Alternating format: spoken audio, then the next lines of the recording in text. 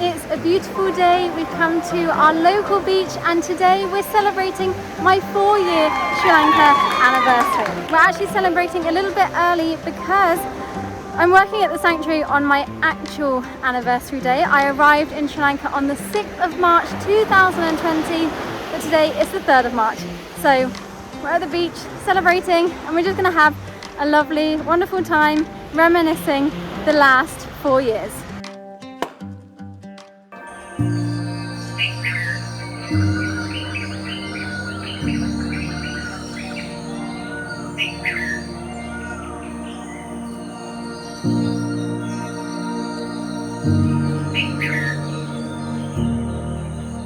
So today I will be answering some of your questions which you have kindly sent in, but first, coffee. And we're also making breakfast for our guests. It's their last day staying with us today. They've stayed with us for 7 nights. We're really lucky and grateful to be having really wonderful people staying with us. So we're cooking breakfast for them now and then they have to check out. Whoa, that sun is super bright. So yeah, our next guests check in for 10 nights, which is really exciting. Really excited to meet them and connect with new people. Yeah, do the refresh a little bit later. But first, I think I'll answer a few of your questions.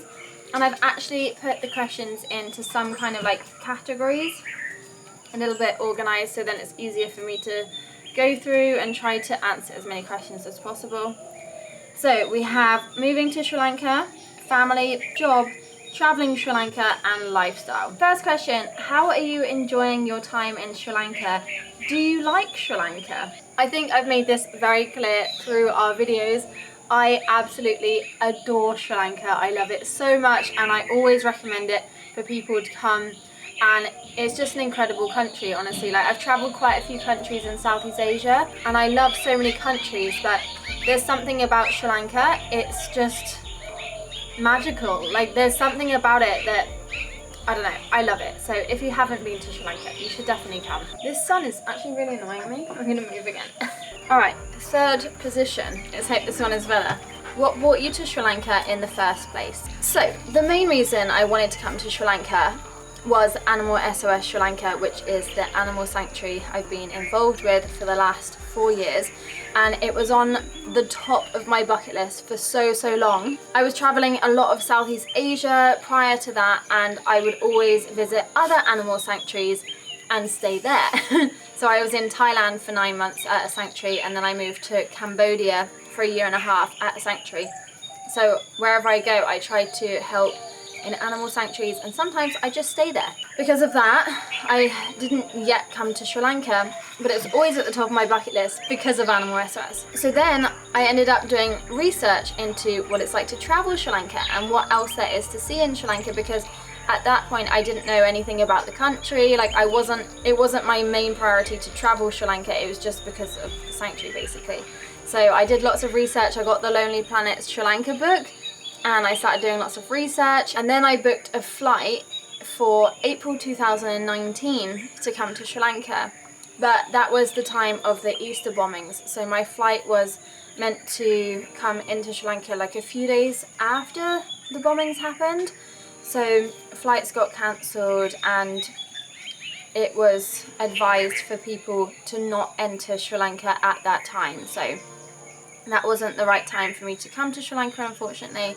So I ended up going back to England and moving to London. And then that's when a big life change happened for me. I came out of a long-term relationship and I was quite depressed and I was just unhappy in England. I was working a lot because I needed to save up money because I'd done so much travel previously. I had nothing left. So I was working so much and yeah, just wasn't happy at all. So I was like, I feel like I just need to run away. I need to escape from my situation in London. So I booked a flight to Sri Lanka because I wanted to come to Animal SOS. My plan was to visit Animal SOS and volunteer there for 10 days, and then for the rest of the month I would travel Sri Lanka. But then of course COVID happened. I chose to stay in Sri Lanka. I didn't get a refund on my flight back home.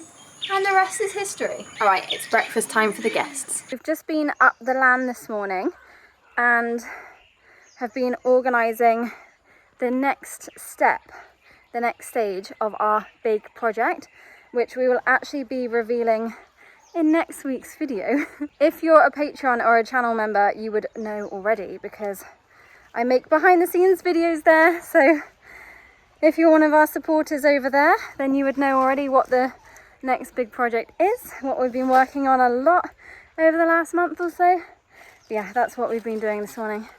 And now I need to jump in the tuk-tuk, take our guests to the train station, and then come back and we can keep going with our day, celebrating my 4 years here.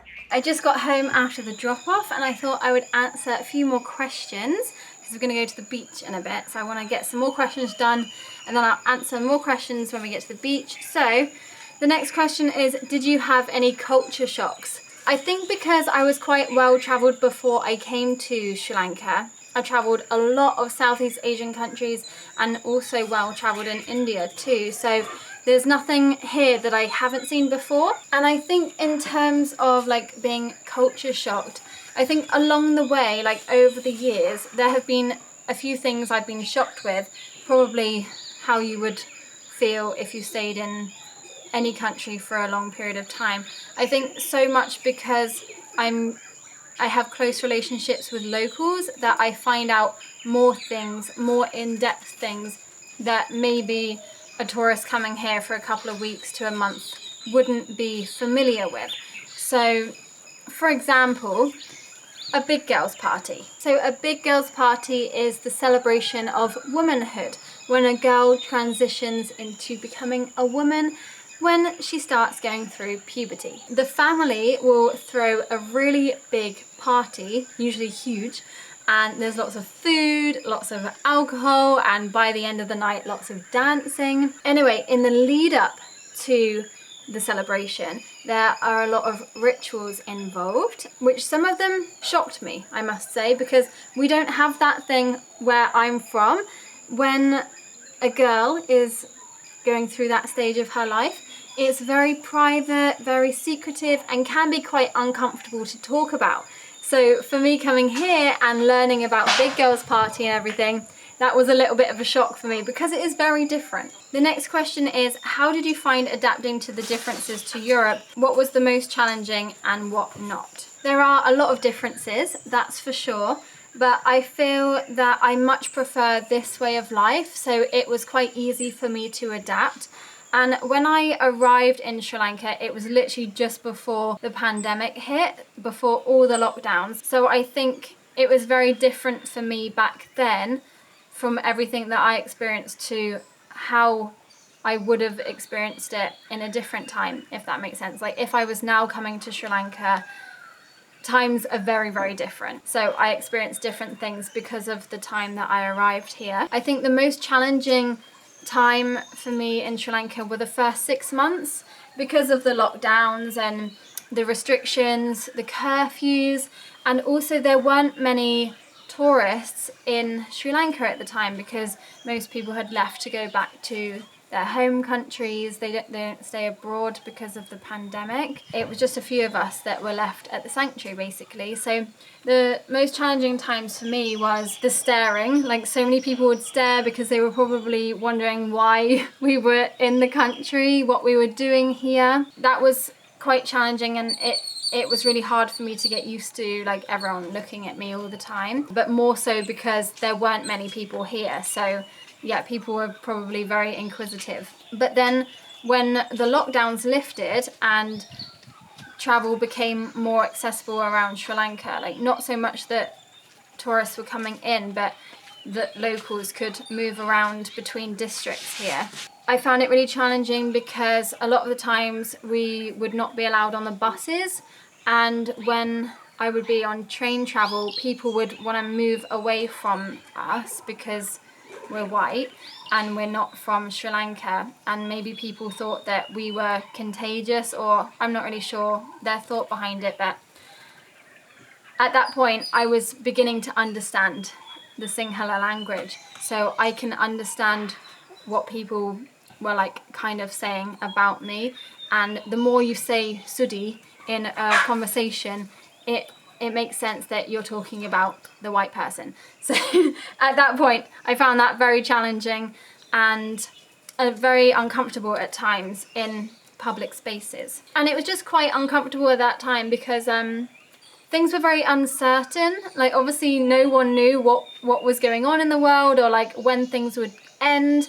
And because I was in a different country and I still hadn't fully settled, it was just a bit of an uncomfortable situation just because of the times, I think. But having Lahiro helped me a lot because he kind of like grounded me and helped me to navigate the way in which things were here. And yeah, like things with visas and everything at that time, that was really hard. So, but I think for the most part, adapting to the way of life in Sri Lanka was super easy for me. Yeah, it's just a really nice place to be. So I think you could easily adapt to a way of life here. If you like the tropical climate, it's perfect.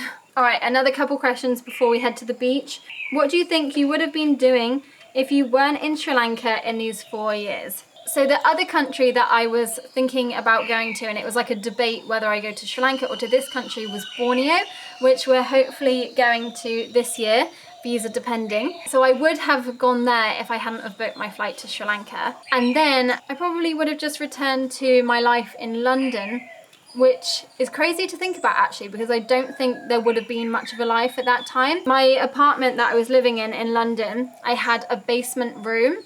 So it was like not much natural light. It was really small, dingy. I was paying so much money and I was sharing the space with other people. There were 2 other rooms, so there were 4 other girls because there were 2 girls in each room. And then we had a really small kitchen and 1 toilet. So it was not the best setup. And having heard of how people had to go through the pandemic living in London, being stuck inside for so long, I couldn't have dealt with that. So it's crazy to think how things could have been for me if I hadn't have chosen to stay in Sri Lanka. So I definitely made the best decision with staying here. And then the other question is, what kind of visa are you on? So I've been through a lot of visas in my time here. It's been 4 years, so it's quite a long time. When I arrived here, I was on a 1-month visa, the 1-month tourist visa, and then I got an extension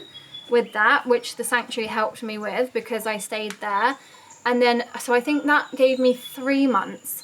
Then I think I got so it was really different at that time because the government in Sri Lanka, I think they wanted people to stay here. So they were just like automatically extending people's visas. You didn't have to go to Colombo. You didn't have to do anything online. It was just an automatic extension, which was really helpful at that time. So then I think I got another 3 months, which made it 6 months. Then I had to start going to Colombo when we could travel across districts, because when there was all the curfews and everything, you weren't allowed to travel over districts. You had to have certain permits to be able to travel around Sri Lanka. So you couldn't go to Colombo to extend your visa. So then when they did release the restrictions and we could travel to Colombo, it was kind of easy to extend a visa. So I think I must have extended it by another 3 months. And then after that, I then went on to a business visa through the sanctuary. So they helped getting my visa set up. So I think the business visa was 6 months. And then I can't think now with all the times. Yeah, kept extending my visa, was on tourist visa, extensions, business visa. Then I left the country to get onto a resident visa. I had to leave Sri Lanka in order to return with a resident visa. That is the criteria to get onto a resident visa. So many people at that point thought I was leaving Sri Lanka for good, even though I went on a 2-week holiday back to England for my visa to return to Sri Lanka. So I returned to Sri Lanka on the resident visa, which was 1 year.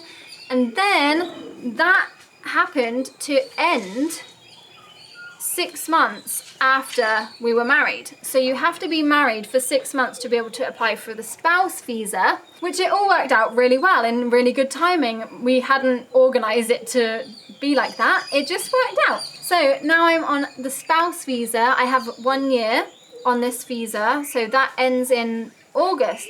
August, right, Rue? Yeah, August. My spouse visa finishes. Until I'm old and grey and I'm still going to Colombo to the visa department and immigration with our walking sticks, really frail, getting my visa. So I'm on a spouse visa. I'm here for life. Let's go to the beach. Yeah.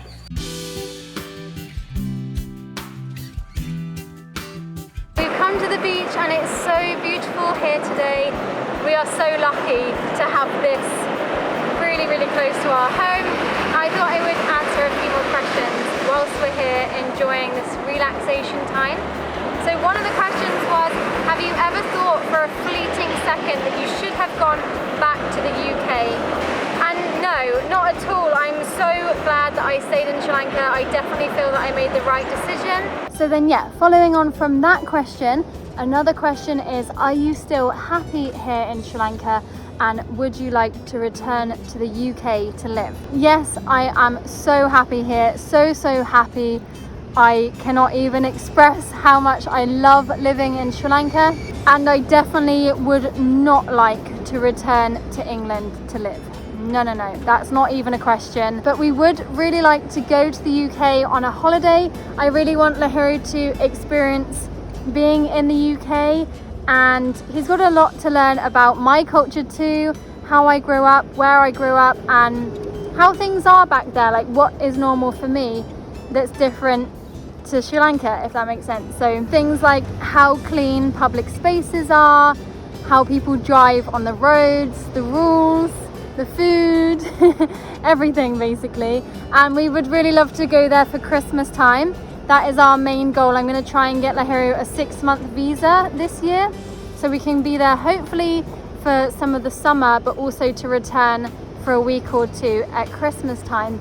And I would really love him to experience how things are in England around Christmas time, because it's a complete contrast to how we experience Christmas here. So yeah, definitely not like to go to England to live, even though so many people comment saying, Lucy, you should take Lahiru to live in England, he can get his UK citizenship.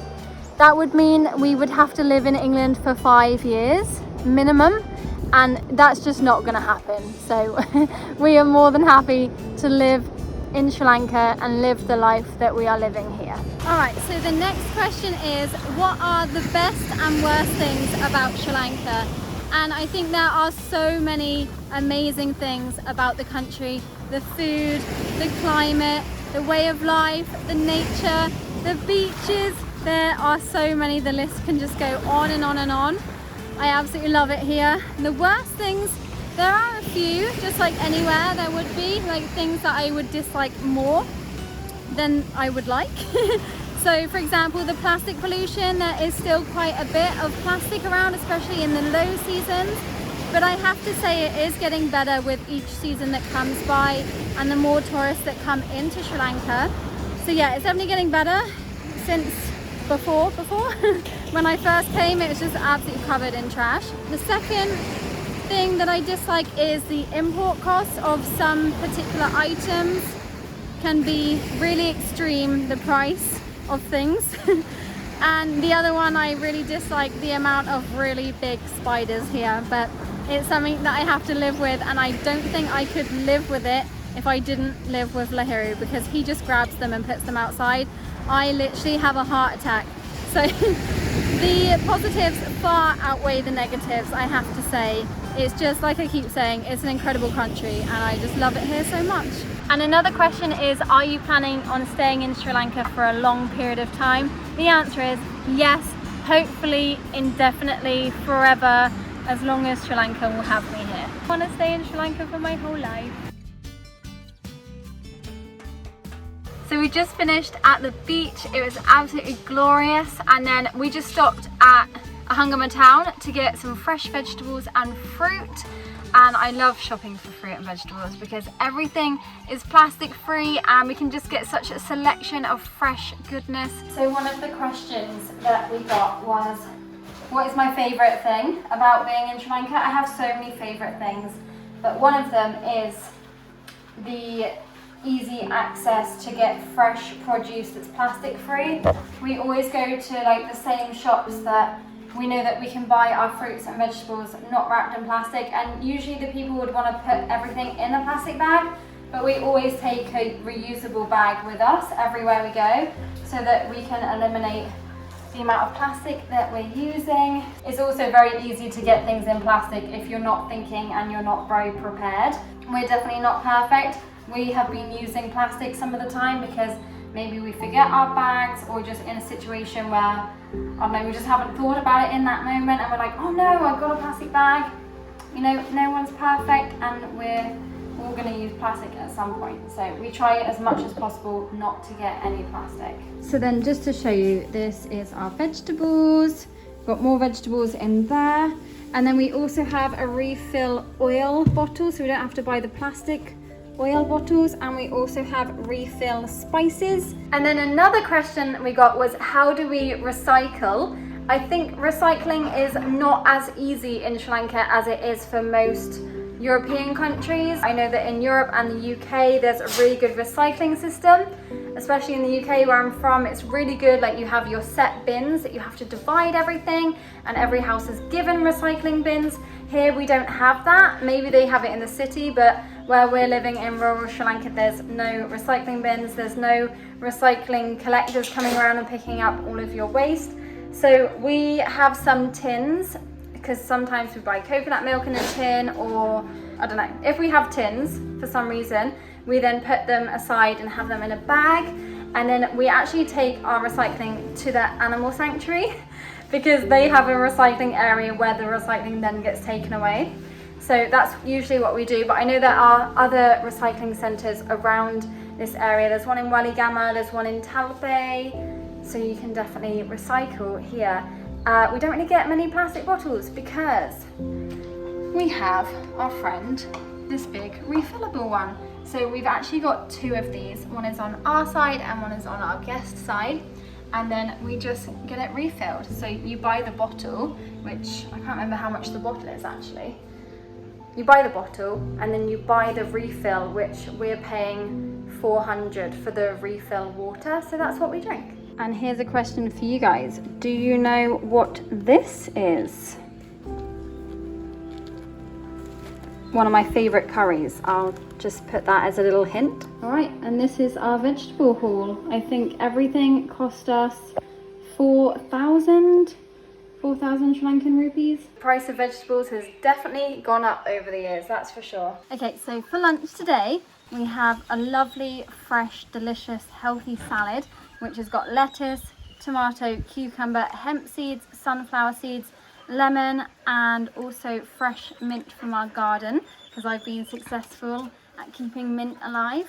And I really love this salad. It's like my go-to. And then the sauce is literally just like the lemon juice with tahini, which I'm obsessed with. And we have a mango, lime, and banana smoothie. So the perfect healthy lunch for such a hot day. So you don't want anything heavy when it's too hot in Sri Lanka.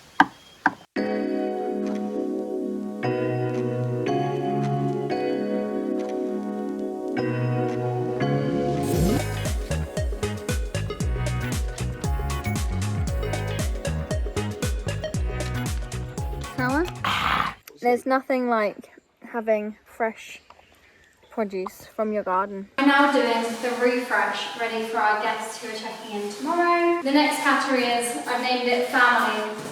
So, how did I meet my husband? We actually have a love story video that went viral, so if you haven't watched it, you should go and watch it, because that's basically like, we say exactly how we met and everything, and we've also spoken about it in quite a few other videos because it's our most asked question. So we met at Animal SOS Sri Lanka, the reason why I came to Sri Lanka in the first place.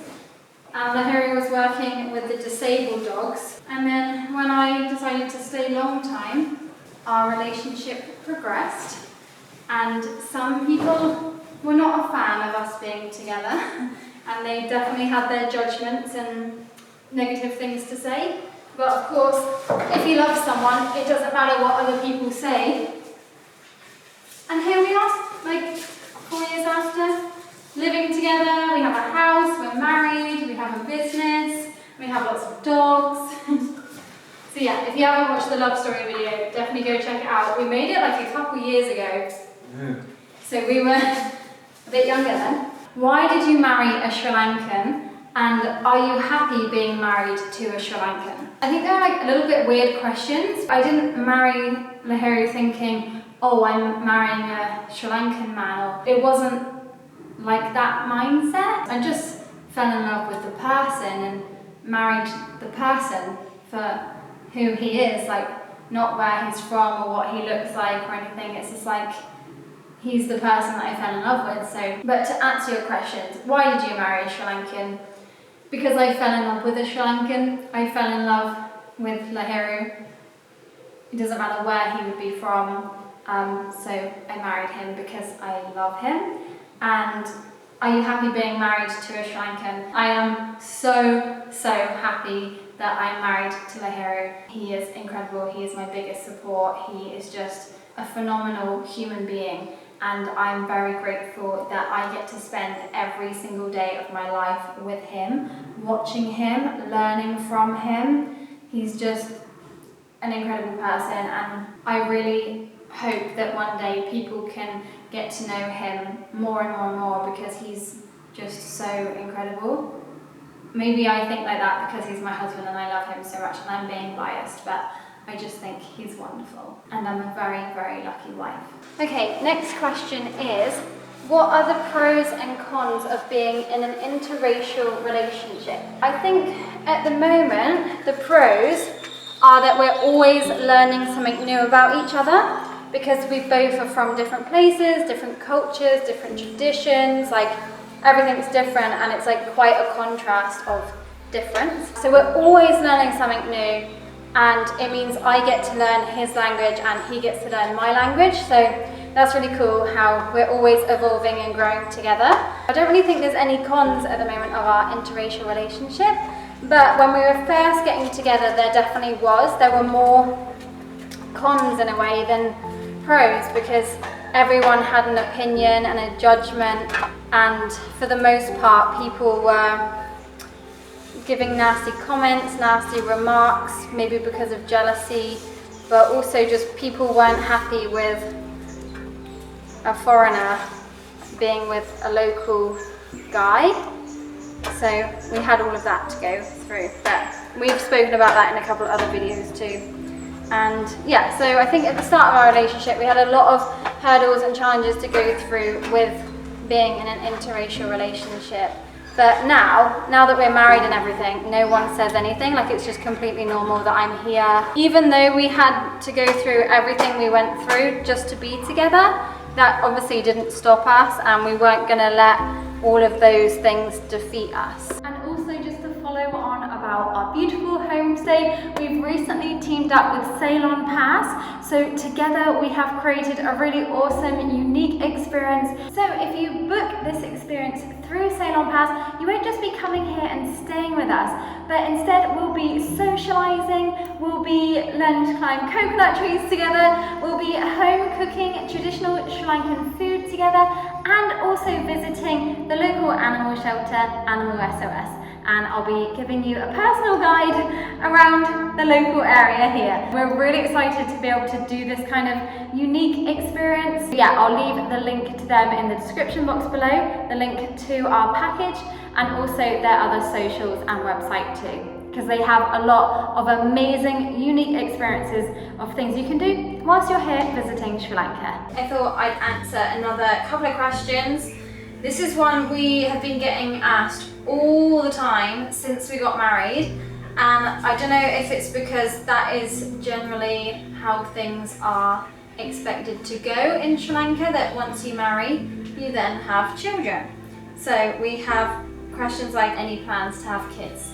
Many times asked over. So the answer to that question is yes, we do plan on having children. We would love to, maybe 1 or 2 children, but the time just hasn't come yet, but I guess when it's meant to be, it will happen. We got these lemongrass from the vegetable shop, and they have roots on them, so we thought we would try and plant lemongrass in and around our garden, because we can use it for cooking or for skincare. It's so dry here at the moment. We are having like barely any rain. We did have rain like 1 week ago, and that was a pretty good thunderstorm, so the garden was very relieved. but we've not had rain in a very long time, I think. Everything is so dry. All of our plants, all of our house plants are getting really dry and going into like dying mode. So I'm just trying to revive some of them. Some things we didn't have chance to plant from the pots.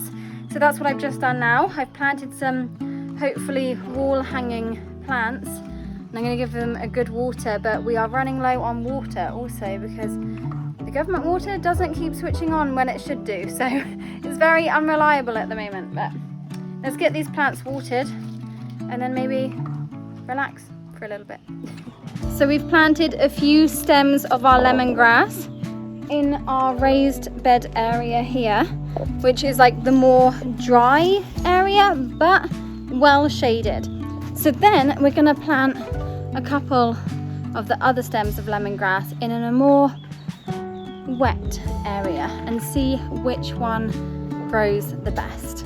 We've also got many little passion fruits growing here along this area. This is our cashew tree, one of our cashew trees. And then we've got this passion fruit that kind of took over my avocado plant. So I want to plant that. And I think, what's that? I don't know what that is. We've also got some new bamboo. So our neighbour, he always gives us things, and he gave us these bamboo shoots. So we planted it here and it's growing like crazy. Here's another little passion fruit. What's all this fruit? This is all passion fruit. Wow. Oh wow, there's so many. These little lemon sprouts, I planted loads of lemon seeds in this old paint bucket. And I was thinking maybe they won't grow, but they've all grown. This was the first one that came up. And now we've got like so many. And we've also got lemon trees growing in this corner here, which we planted quite a while ago now. But there's 2 well-established lemon trees.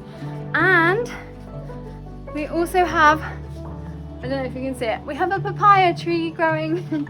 It's very small at the moment, but it will get bigger. All right, I think it's about time that we find a home for this passion fruit because it's going wild, and we've got a new sprout coming upwards there.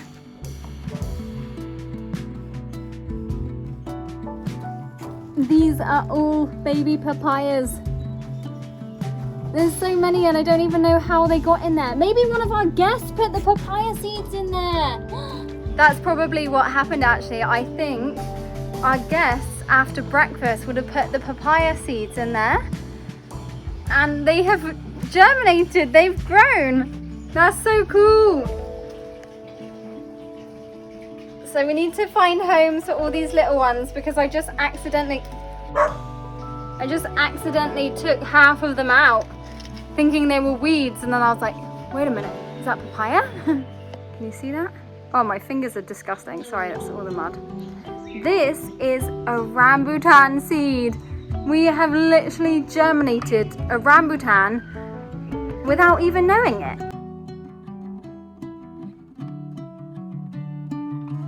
Okay, so let's carry on with the questions. Another question is, what do we do for a living? What is our job? So currently, as we speak, my job is watering the plants. No, my job, I have 3 jobs. So our Airbnb business is one job. Whoa. Our YouTube is another job. And working at the animal sanctuary is another job. Right now, this month, my main jobs are YouTube, obviously, and working at the sanctuary. And Mahiro has taken full control of the Airbnb. So it's kind of like dividing everything. I still push myself a lot every part of the day. I'm doing something, even if I'm relaxing, I'm usually doing something or planning a next video or planning a construction of something, and yeah, it's kind of intense. And also I just want to add to that I love all of what we're doing. I love all 3 jobs. I really love that each job is different. So obviously the animal sanctuary is full on, lots of caring for dogs and everything. And yeah, I really love that environment. And then Airbnb is like a complete contrast to that, but I love the fact that we can connect with lots of people, and it's like we're inviting people into our home and it's really personal. It's a really we just really love doing it. It's something that we hope we can do for a really, really long time. And then, obviously, very different to that. That was probably too much water for the cactus. Very different to that is our YouTube channel. So it means we can be super creative, and it encourages us to do new projects, more projects, and renovation projects, because you guys love the renovation. So it's kind of like YouTube is what keeps us pushing at the pace that we do in the projects that we're doing, because we know that you guys like those kind of videos. So, but then also comes the editing part of it, which is really different. Like, it's sit down, full concentration, but being really creative in that mode as well, because it's like chopping and changing footage, adding voiceovers, adding music. There's like so much that goes into creating videos. So I just love all of our jobs. And like, also what I like is that it's not just the same thing all the time. Like, we're very full on all the time, but every job is different, so it's always changing, and it just keeps us busy and keeps us motivated, and it doesn't get boring. It was about 2 hours ago when I said I was gonna sit down and do some relaxing. That never happened. So now I'm gonna do some sit down relaxing and video call my parents, because of course, living in Sri Lanka for 4 years, I do miss my family. Gotta do those weekly video calls.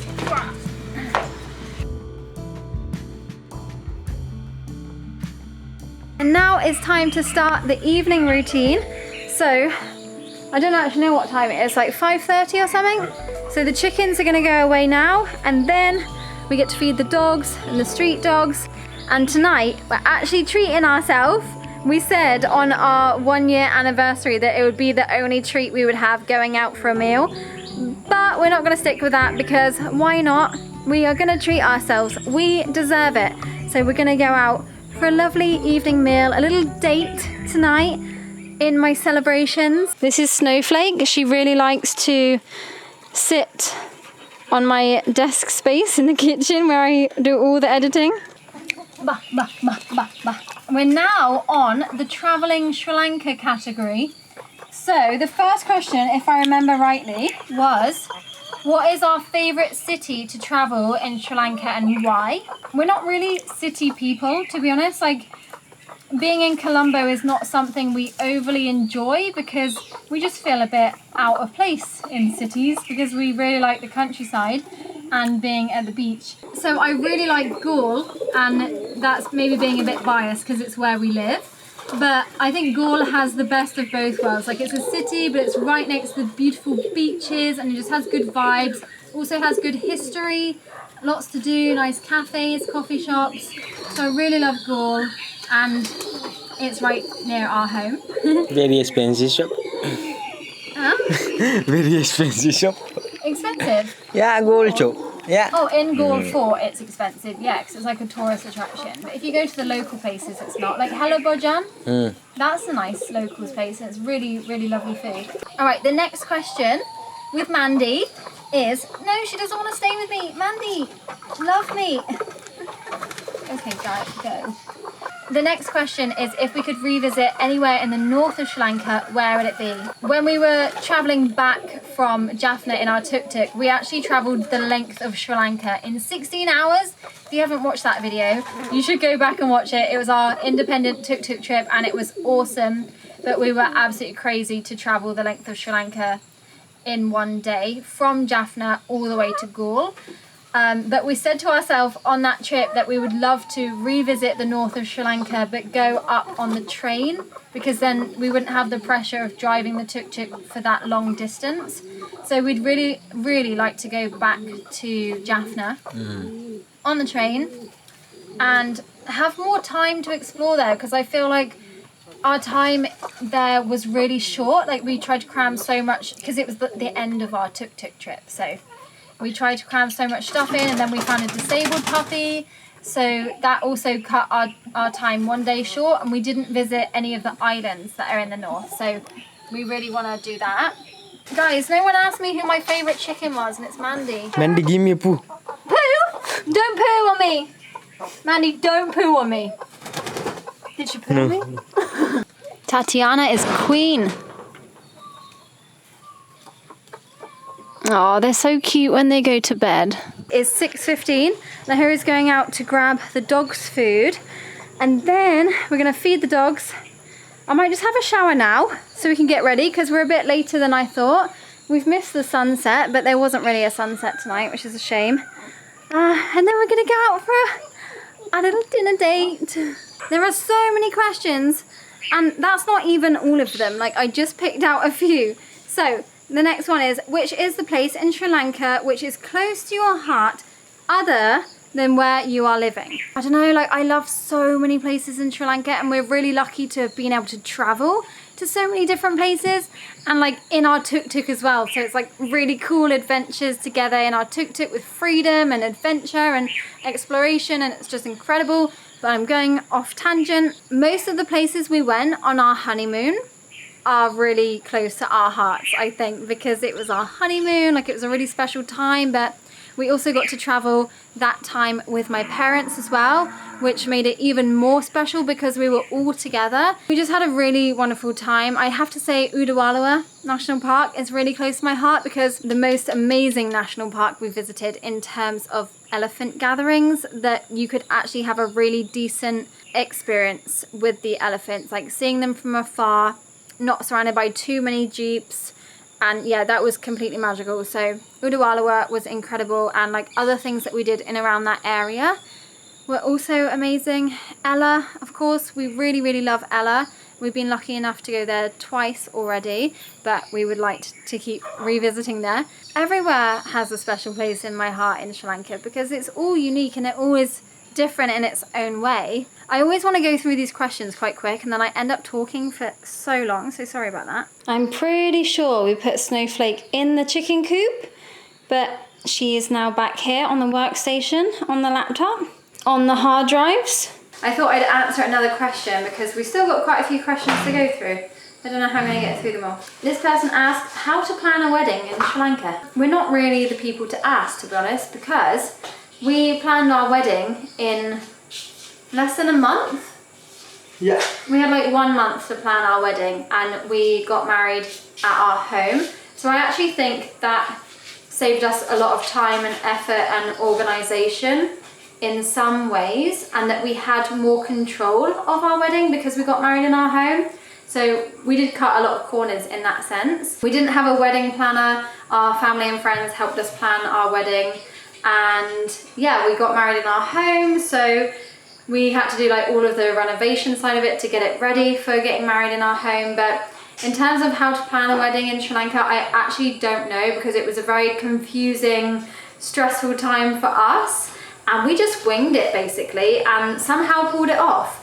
But I think if you were to get married in Sri Lanka and you'd be looking at a venue and everything like that, then I would suggest getting a wedding planner because it's really stressful planning a wedding. And I think if you were to plan a wedding in Sri Lanka and it's not your home country, then it would be like a massive added stress. Like it kind of was for me, because then we had to go through all the paperwork, and that in itself was super, super stressful, and we didn't even get the paperwork until the day before we got married. We thought we were gonna have our wedding day but not be able to do the final paperwork because yeah, it was just a mad rush. I had to get a police certificate, a non-marriage certificate, my birth certificate, like all originals from the UK, so my parents actually brought it out to Sri Lanka when they came to Sri Lanka for our wedding. So it was a very mad rush at the end to get our wedding done. But yeah, it all worked out in the end. And then like for the catering, Lahiri's auntie cooked all of the food with her 2 friends. So all of the food at our wedding was vegan, and she cooked it all literally the night before. We bought our ingredients at 4 o'clock in the afternoon, the day before our wedding. And I think your auntie was a little bit angry at us, but she doesn't speak any English, by the way, but she was like saying to me that Lahiri is an idiot because he got the wrong kind of eggplants, or the eggplant like aubergine things were not good quality that we got, but we were like, it was like such a mad rush to get all of the vegetables for that time. And then they spent the whole evening, the whole night, they did not sleep. Did they, Ro? Yeah, no sleep. They did not sleep. They cooked the whole night into the morning. They cooked all the way through the morning. They were cooking through our wedding ceremony. Like, it was insane. So don't take wedding advice from us because we literally didn't know what we were doing. Okay, you can't see anything, but we are feeding more dogs. Yeah, you can't really see me at all, but another question that we get, hi girl, is do we want to adopt any more dogs? And the answer is yes. I actually have a list of dogs that I have in mind at the sanctuary that I really want to adopt, but not quite yet. We're not ready just yet for any more dogs. We have 7 rescue dogs in our house, 1 rescue cat and 6 rescue chickens, and that's quite enough for now. We spent the rest of the night enjoying each other's company, discussing future plans and eating food. I also got to witness Lahiru trying to use chopsticks for the first time, which was quite funny. Another question is, what is my favourite Sri Lankan food? And I honestly love Sri Lankan food so much, and have to say rice and curry is always our go-to, as there's always a selection of flavours and textures, and Lahiru makes the best rice and curry ever. Okay, today is the 6th of March. It's my 4-year Sri Lanka anniversary, and I'm here at Animal SOS, like one of my favourite places in the world.